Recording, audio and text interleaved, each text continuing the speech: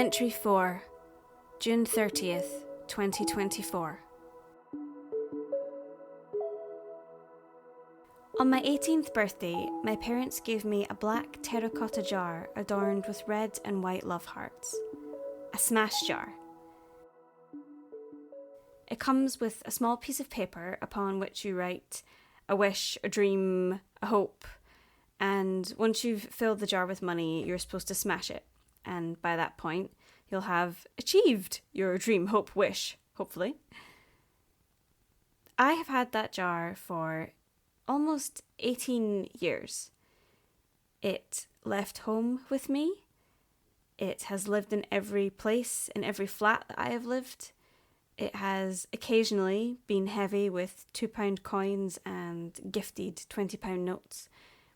And when I have been at my poorest, it has been a welcome resource for food and other essentials. I realised today that I have had this jar for almost half of my life, give or take a couple of months.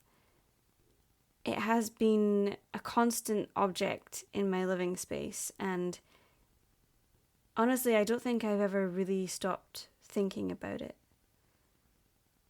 Recently, I've been struggling a lot, being unemployed and generally just feeling kind of lost. And I found myself thinking the other day about the jar and what I wrote on that small piece of paper. What was my dream, hope, wish at 18 years old? I don't have to think about it. I've never forgotten. I remember what I wrote because it's never changed. I want to make it. I looked at the jar today, swirled it around and tried to gauge how many coins were in it. £2 coins only. That was my rule, because they're magic. I turned it upside down and looked through the money slot, and I saw it. The little piece of paper. I was genuinely scared to remove it, worried I might jinx my wish, but I wanted to see it, feel the paper, check the date. I got my tweezers and fished it out very carefully, and I laid it on a page of my songbook. The paper was really dirty from the inside of the jar, but the writing was still clear. At the top were instructions to insert the piece of paper with the first coin. Below was the date, the 19th of November, 2006. And at the bottom was a line for me to write my desire. I want to make it. Back then, making it to me was about becoming a famous singer. That's what I wanted, more than anything. And at that time, on that birthday, it felt so possible. Despite my reality, I actually had major surgery about a month before my 18th. I'd been ill on and off for about 6 months with really bad abdominal pain that left me being sick constantly. The first time it happened, I was still living with my parents and I couldn't stop throwing up. And my parents thought I was just hungover, which is fair. That's kind of what I was like at that time in my life. But it just kept happening and I could not stop. So my poor dad, him and my mum had been on the gin that night. And for some reason, we did not have a hot water bottle. So in order to try and help with the pain, they took the empty gin bottle and filled it up with hot water so I could have it on my belly as my dad drove me to the hospital.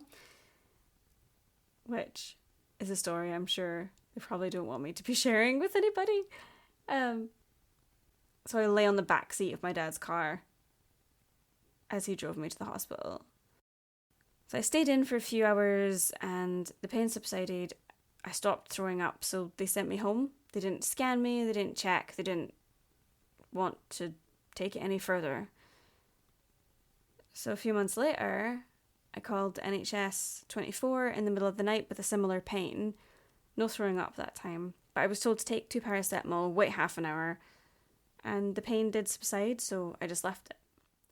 Unfortunately, a few weeks later, I was at a house party, and in the middle of the night, it happened again. I could not stop throwing up, and the pain was incredible. My friends called for an ambulance, but they wouldn't come because they thought I was just another drunk teenager.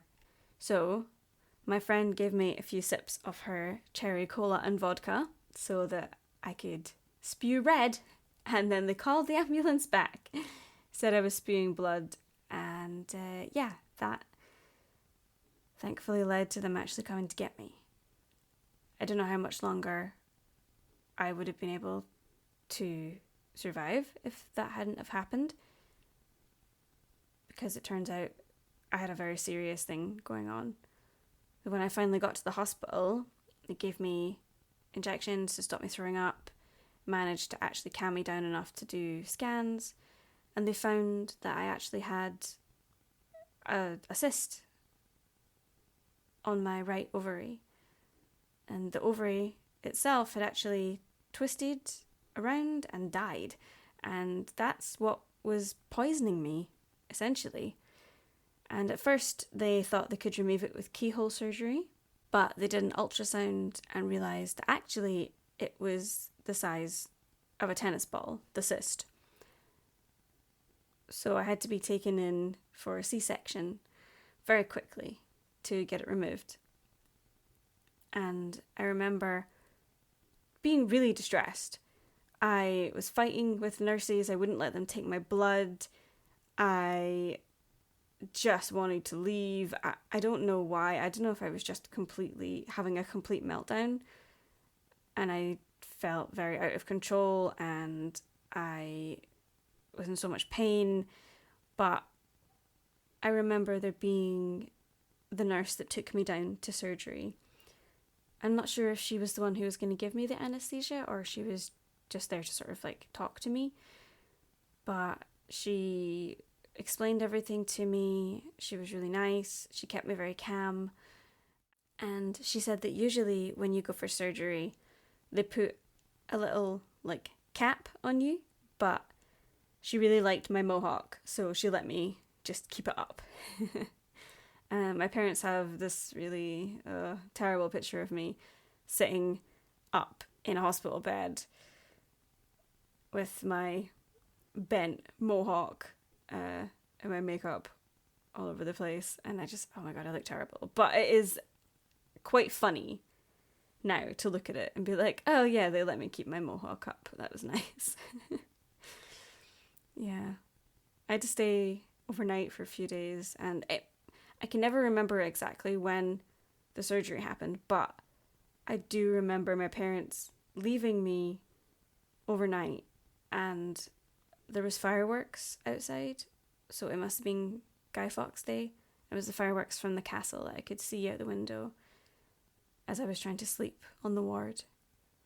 My recovery time was supposed to be 6 weeks. I wasn't supposed to do anything that would hurt my stitches. Not laugh, cough, shout, carry things, literally anything that could disturb them.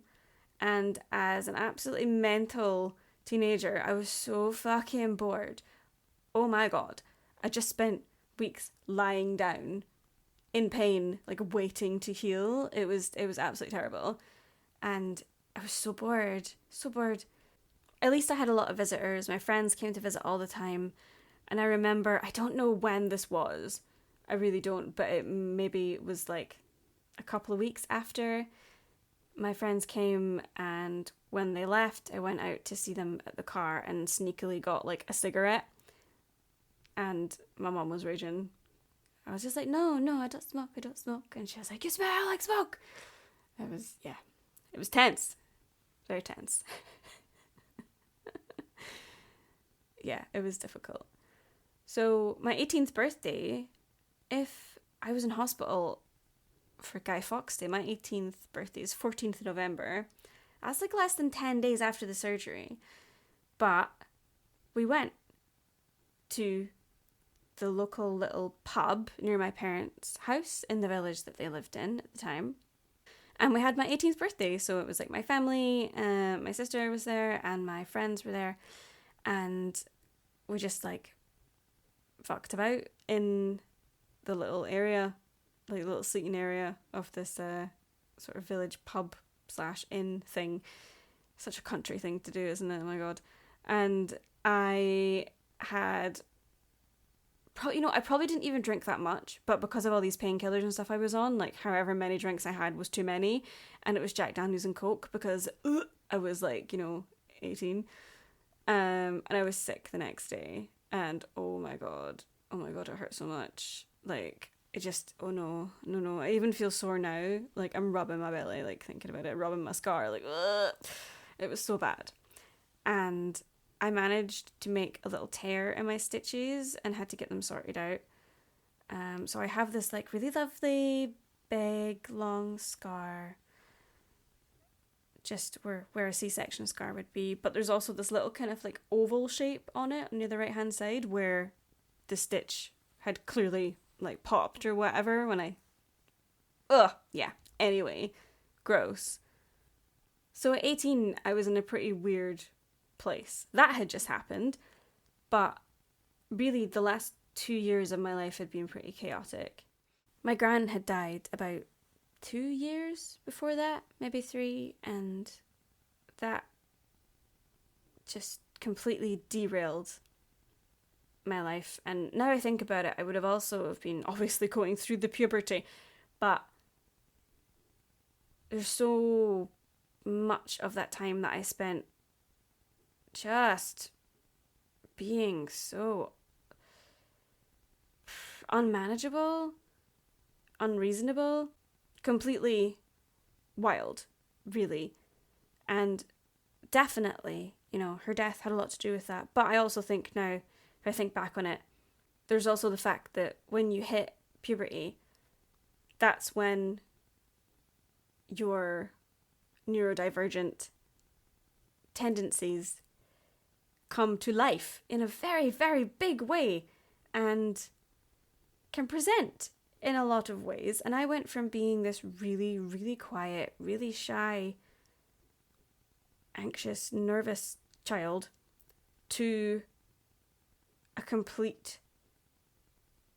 I don't even know what the word is. I don't know what the word is, but I was just the complete opposite, basically. Complete opposite. And it was really difficult. It was a really difficult time for all of us. And that really coloured the next couple of years for me. My gran had looked after me and my sister for years while my parents were working. We spent so much time with her. And then it was when I was 15, she got diagnosed with cancer. She had tumours in her back, but they never found the primary cause. And literally, not even 6 months later, she was just gone. I remember the morning it happened. Every day at that time, my parents would drive me and my sister to my gran's house. We'd all go in for a bit, say hello, and then we would walk to school while my parents helped my grandparents out.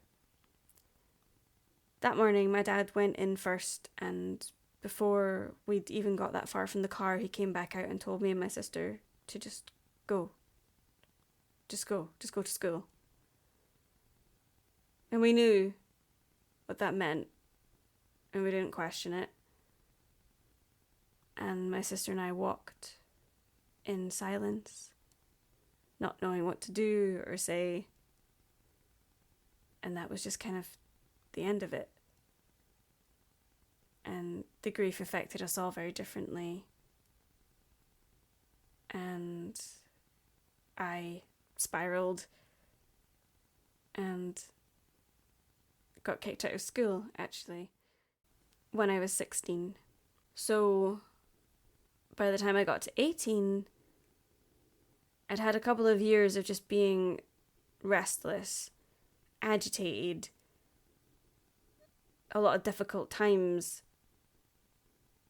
had passed, and I just was so desperate to leave home. Desperate to leave East Lothian and all of its trappings. Which is so funny because now I would love to live there. I don't have that much love for the city anymore. I really crave that countryside silence. So when I wrote, I want to make it, I think that actually meant so much more than, oh, I want to be a famous singer. I just want to like be in a band for a living and I want to do music. It was about escaping what I saw as a dead end.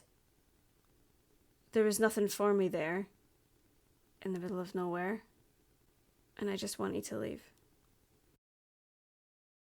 If I got that jar for my next birthday, my 36th birthday, I would write the same thing. I know this because whenever I have had to write down a wish, a hope, a dream, this is the best way to explain it.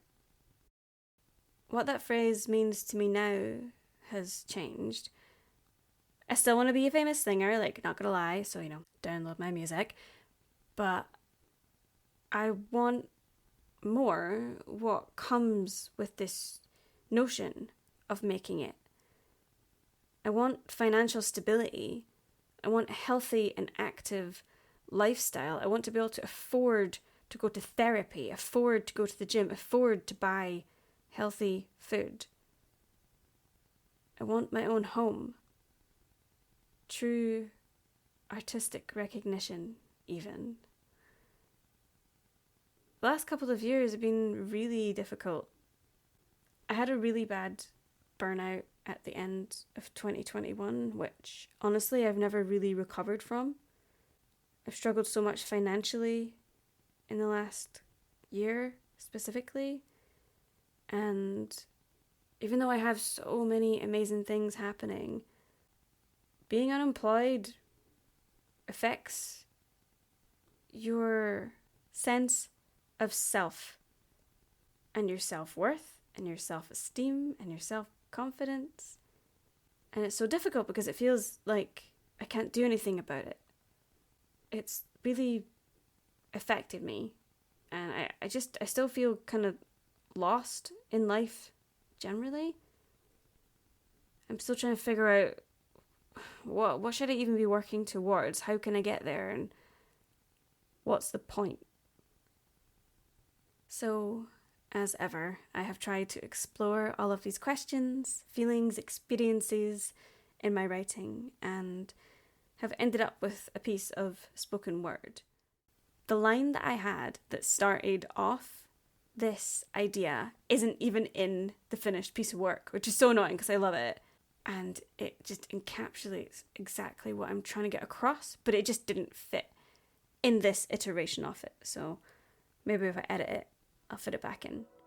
I think it perfectly sums up this feeling of being nostalgic for the past, but also seeing all the stuff you still carry from them and finding some of it so stupid and some of it you'll guard with your life. Like, I know £2 coins are magic. I never thought I'd wake up at 35, unemployed, broke, and energy deprived. I think about being 15. I had nothing, but it was everything to me. I had a wee part-time Tesco job, enough money to buy vodka and fags at the weekend with my best friends. I saw them every day. I was far from content, often restless, but I could be so happy. Endless nights and punk rock summers, camping in the woods and lying to our mothers, meeting in car parks, drinking in kids' parks, back gardens, uptown, Scotsman steps, and the works. Bumping cigarettes off strangers, no real sense of danger, lighting them up behind bus stops and stubbing them out just as quick because someone's mum just drove past. I was a teenage conduit, all sparks and electricity. Nothing to worry about, but so much to carry. Why did we want to grow up so fast? Because growing up is so different from any imagined reality, any dream I had, any way I thought I would be. I was so desperate for the future. Now I spend it living in the past.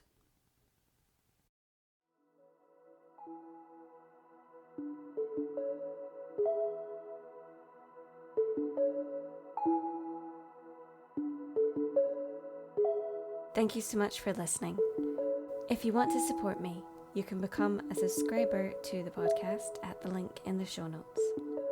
If you want to get in touch, you can find me on Instagram under @steenpunk. Thanks. Bye.